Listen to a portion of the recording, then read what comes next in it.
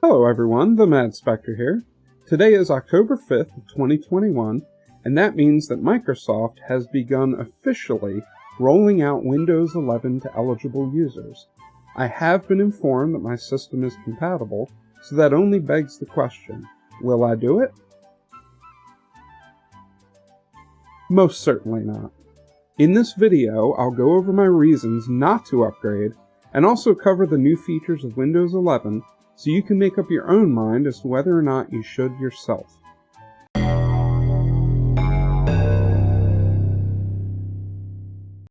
So why wouldn't I want to upgrade to Windows 11? Easily the largest reason is that although at this point I would severely doubt that the installer would crash or Windows 11 itself wouldn't run properly, I do have reservations that some of my apps would break after the migration. For example, OBS Studio is currently on version 27.1.3, and performance fixes for Windows 11 were introduced back in version 27.1, so it's obvious that the devs have been testing on Windows 11, but it would be just my luck that something pertaining to my specific system and hardware configuration would go wrong. Devs can only test on so many platforms, with so many hardware and software configurations, therefore naturally not all applications will be compatible right out of the gate. For example, Serato, the makers of a very popular line of DJ software, have specifically encouraged their users to wait to upgrade to Windows 11 in an email dated just yesterday, October 4th of 2021. For the sake of clarity, I'm not bashing OBS Studio or Serato or any of their devs in any way whatsoever. All the Windows devs worldwide have their work cut out for them every time a new version is released. Regarding the email Serato released to their users, though, I wholeheartedly applaud their transparency and humility in this issue. If only politicians and military and business leaders would follow suit, amongst others. Technically, when you upgrade to Windows 11, you do have a 10-day period to roll it back, but I would personally prefer not to rely on that mechanism in case of the worst. Regular, plain Jane updates have occasionally broken Windows in the past, because they couldn't properly migrate the user accounts, so I'm not overly comfortable relying on a tool to bring a system back to Windows 10 after a major critical update. If I was going to install right now, I would image my system drive before I let Windows 11 touch it, and I'd encourage you to do the same. Another largely compelling reason to hold on to Windows 10 for now is that its end of life isn't until the year 2025. Considering it came out in 2015, that means we're only 60% of the way through its stated life cycle. And if the past is any indicator, we may very well see Windows 10 supported for a few years after 2025, especially given how many businesses and organizations will invariably refuse to update their machines that are currently working just fine. So why might you want to take the plunge right now? There's always curiosity and bragging rights, but most of those people have already installed preview builds and been running Windows 11 for months now. If you're really that anxious to run Windows 11 and see firsthand what it has to offer, I highly suggest you install it on a spare computer that meets the hardware requirements, or even better, inside a virtual machine. I would normally recommend VirtualBox for this task, but unfortunately Microsoft has made it hard to do so. Early insider builds of Windows 11 didn't check a hypervisor for the presence of a trusted platform module, but at some point the installer was altered and the presence of TPM version 2 is required or it aborts. At this point, to virtualize the gold build of Windows 11, you have three choices. Option 1 is to use a paid commercial hypervisor that supports TPM version 2, such as VMware Workstation Pro or Hyper-V. Option 2 is to wait for VirtualBox to add TPM support. It's in the works, but as of now hasn't been released yet. The site is apparently being massively hammered with the release of Windows 11, but I did make it through to the downloads page, and it doesn't mention it as a supported feature yet. When it is ready, I'm sure it will be prominently displayed on their website. Option 3 is to download a copy of the Windows 11 ISO that bypasses the TPM check. A dev that goes by Aveo has created an MS Media Creation Tool wrapper that will do exactly this. Quoting the dev, it's nothing but Microsoft-hosted source links and no third-party tools, plus it's open source. If any one of these conditions wasn't true, I wouldn't recommend trying it, but under the circumstances, you don't have anything to lose. If anyone would like to see me run Windows 11 in this fashion, then like, subscribe, and leave a comment, and I'll whip up another video as soon as I'm capable. With all this talk of the Trusted Platform module, is it in itself a reason to upgrade to Windows 11? Does it provide an extra method to enhance your security that only functions under Windows 11? Nope. If your system is equipped with it, Windows 10 will happily use whatever version of TPM you're running. To see why else you might want to install Windows 11, let's look at and discuss the new features straight from Microsoft itself. The new design and sounds are modern, fresh, clean and beautiful, bringing you a sense of calm and ease. Calm and ease? If you want calm and ease, your best bet is to stay far away from computing and the internet and do something like yoga instead. Obviously I don't do yoga for recognition. With Start, we put you and your content at the center. Start utilizes the power of the cloud and Microsoft 365 to show you your recent files no matter what device you were viewing them on. I actually disable recent files in Windows 10, partially because I find it annoying, but also because it makes it too easy for snooping eyes to quickly see what I've been working on. Call me paranoid, but hey, that's where I'm at. So whether or not the recent files list includes cloud locations doesn't matter to me at all.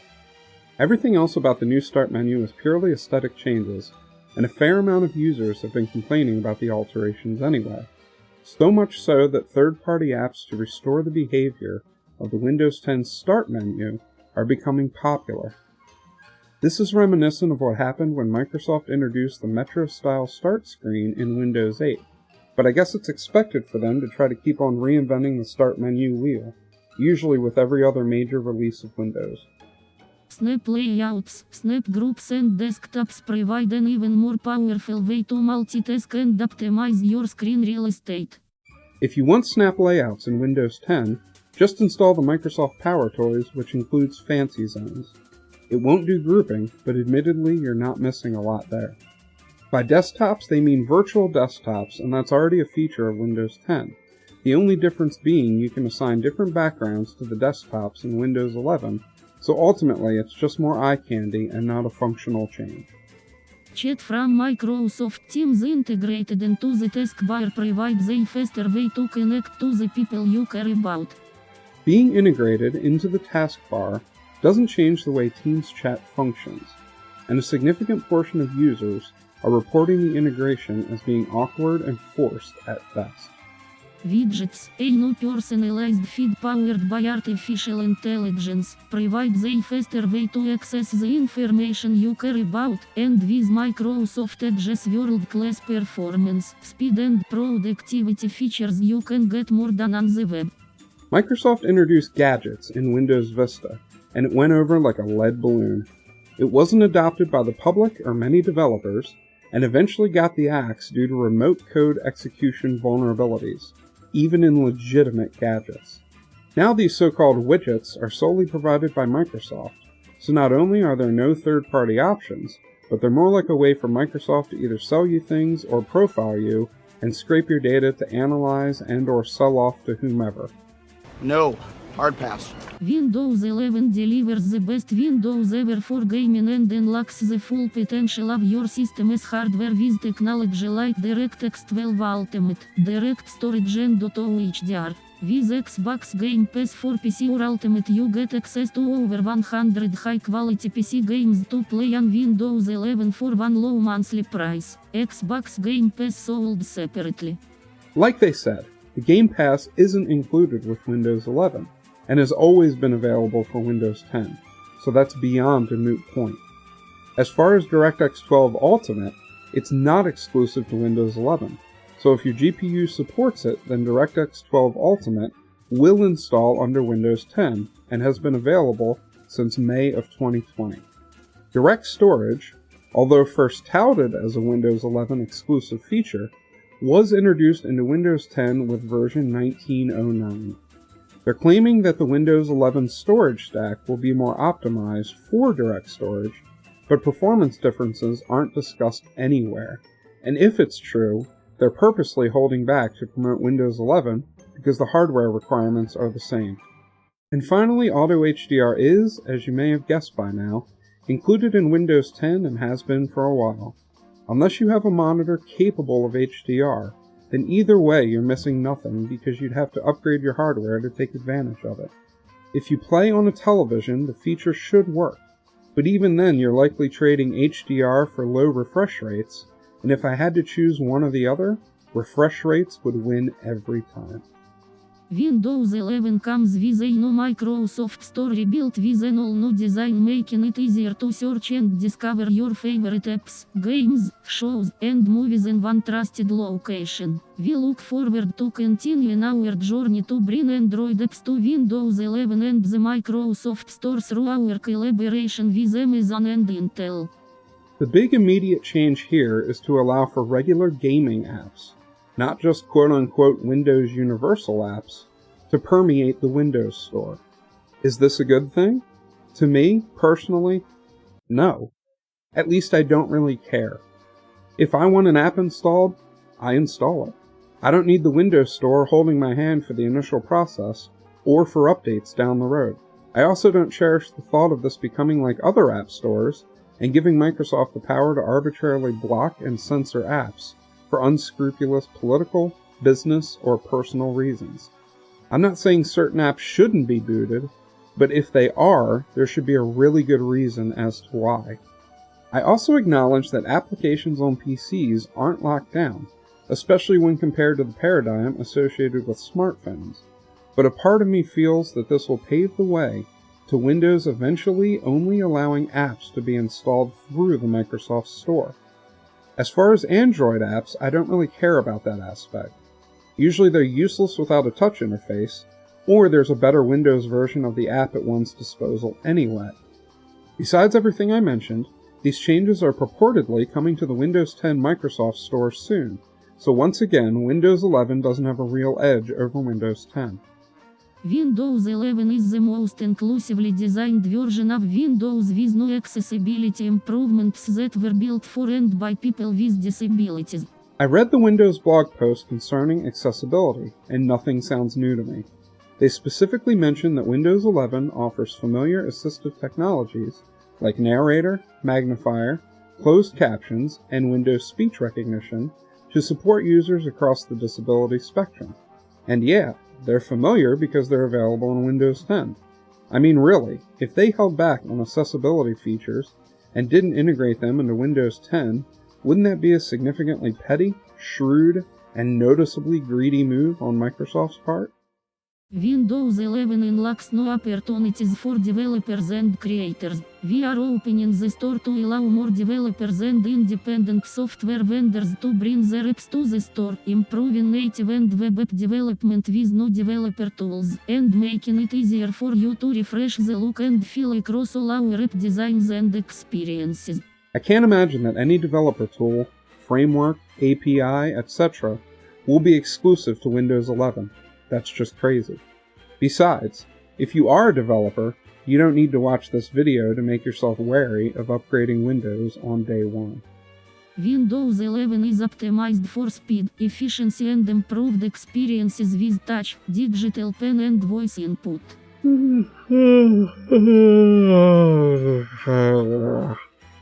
Once again, I can't imagine much is different regarding any of these aspects compared to the experiences on Windows 10. Windows 11 is the operating system for hybrid work, delivering experiences that work how you work, are secure by design, and easy and familiar for IT to deploy and manage. Businesses can also test Windows 11 in preview today in Azure Virtual Desktop, or at general availability by experiencing Windows 11 in the new Windows 365. Although there are a few scenarios where I can imagine the Azure Virtual Desktop and Windows 365 really shine, such as monumentally heavy CAD design, working with extremely large datasets, supporting truly mobile workers, or businesses where real-time data security is critical, most of this is overkill for average users and ties you into a subscription service. And, once again, neither of these technologies are exclusive to either Windows 11 or even Windows itself. They can both be accessed on any HTML5 web browser or from various operating systems, as long as Microsoft's remote desktop app is published to it. So after all that, you should have a good sense of what Windows 11 has to offer, and whether or not it makes any sense for you to bother installing it or upgrading to it. I have absolutely no reason to do so myself, and although I severely doubt I would accidentally initiate the upgrade on my machines, I have discovered a supported way to prevent it from happening.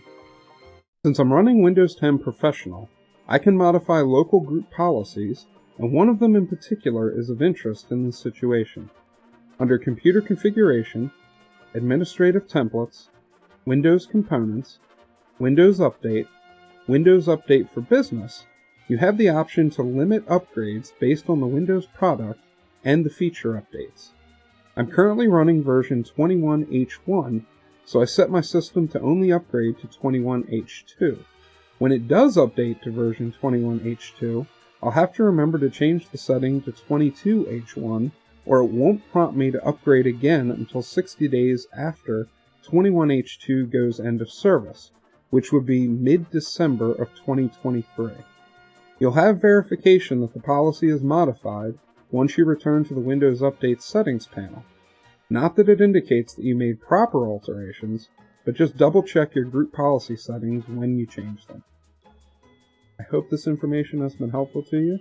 If so, please like and subscribe. Thanks, and have a safe and happy Halloween.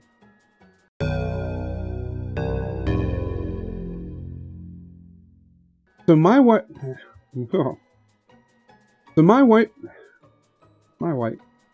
option 3 is to download a being integrated in the